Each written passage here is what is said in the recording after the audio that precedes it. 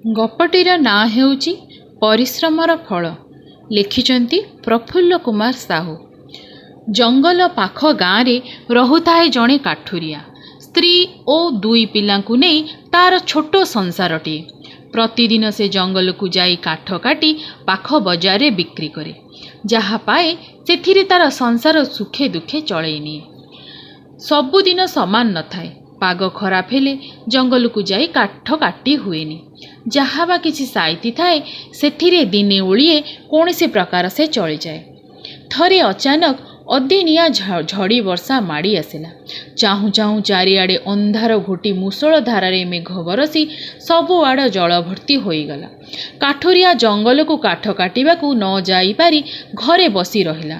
ଉପାସ ଭୋକେ 3 ଦିନ 3 ରାତି ବିତିଗଲା। ଛୁଆ ପିଲା ଭୋକ ଉପାସରେ ଡହଳ ବିକଳ ହେଲେ। 3 ଦିନ ପରେ ବର୍ଷା କମି ଆକାଶ ଫର୍ଚ୍ଚା ନ ହେଉଣୁ କାଠୁରିଆ ଟାଙ୍ଗିଆ ଧରି ଜଙ୍ଗଲକୁ ବାହାରିଗଲା।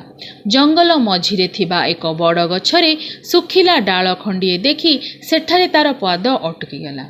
ଅଣ୍ଟାରେ ଗାମୁଛାଟି ଭିଡ଼ି ଦେଇ ଡାଳ ଖଣ୍ଡିକୁ ହାଣିବାକୁ ସେ ଯେମିତି ଗଛରେ ଚଢ଼ିବାକୁ ଯାଇଛି ସେମିତି ତାକୁ ଶୂନ୍ୟବାଣୀ ଶୁଭିଲା।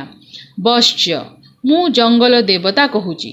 ତୁ ଯେଉଁ ଗଛର ଡାଳ ହାଣିବାକୁ ଯାଉଛୁ ସେହି ଗଛରେ ମୁଁ ବହୁଦିନ ଧରି ବାସ କରୁଛି।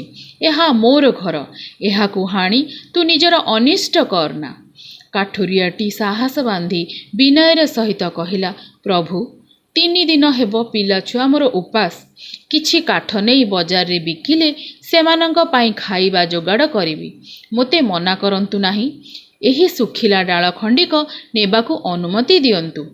ବଣର ଦେବତା କାଠୁରିଆ ଅନୁରୋଧରେ ସନ୍ତୁଷ୍ଟ ହୋଇ ଖୁସିରେ ତାକୁ ଏକ ବାଉଁଶ ବାଡ଼ି ଦେଇ କହିଲେ, ନେ, ଏହା ଏକ କୁହୁକ ବାଡ଼ି।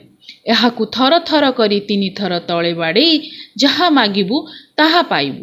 ଏହାକୁ ନେଇ ଘରକୁ ଯା, କିନ୍ତୁ ସାବଧାନ, 3 ଥର ପରେ 4ର୍ଥ ଥରକୁ ଏ ବାଡ଼ି ଆଉ କାମ ଦେବନି।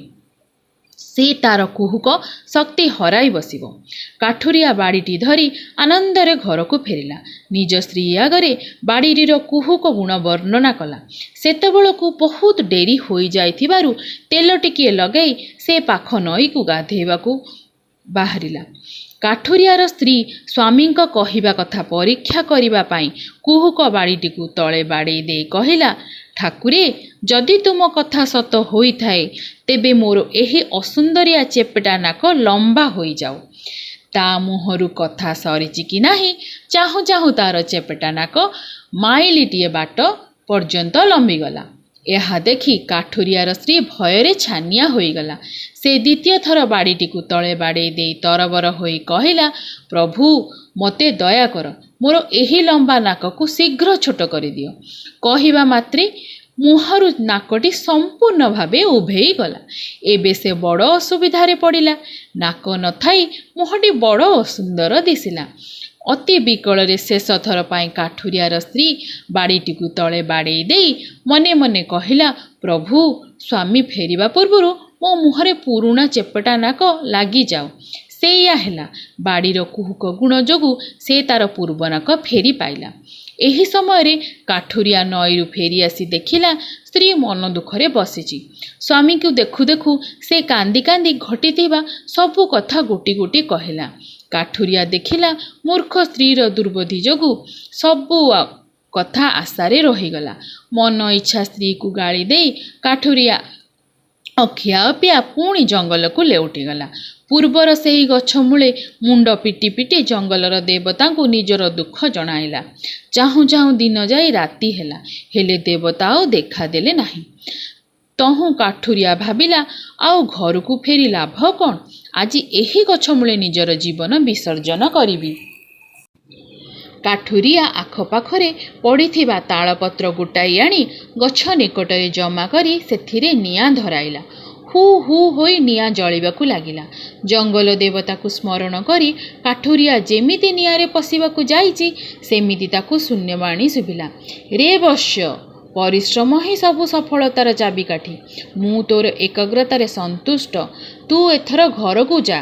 କାଲିଠାରୁ ନିଜ ହାତରେ ତୁ ଯେଉଁ ଫଳ ଗଛ ଲଗେଇବୁ ସେଥିରେ ପ୍ରଚୁର ସୁସ୍ୱାଦୁ ଫଳ ଫଳିବ। ଦେବତାଙ୍କ ବର ପାଇ କାଠୁରିଆ ଘରକୁ ଲେଉଟି ଆସିଲା। ପରଦିନଠାରୁ କାଠୁରିଆ ଓ ତାର ସ୍ତ୍ରୀ ଦୁହେଁ ମିଶି ଆଖପାଖ ପଡ଼ିଆ ଜମିରେ ବିଭିନ୍ନ କିସମର ଫଳ ଗଛ ଲଗାଇ ତା ମୂଳରେ ପାଣି ଦେଲେ। ଦୁହିଁଙ୍କ କଠିନ ପରିଶ୍ରମ ଓ ଯତ୍ନ ଫଳରେ ଗଛଗୁଡ଼ିକ ଭଲ ଭାବେ ବଢ଼ି ସେଥିରେ ଭଳିକି ଭଳି ଫଳ ଲଦି ହୋଇଗଲା। ସେହି ଦିନଠାରୁ ବଜାରରେ ଫଳ ବିକି ସେମାନେ ଯାହା ପାଇଲେ ସେଥିରେ ତାଙ୍କର ସଂସାର ସୁରୁଖୁରୁରେ ଚଳିଲା। ଏଥର ମୋ ଗପଟି ସରିଲା। ରହୁଛି। ନମସ୍କାର।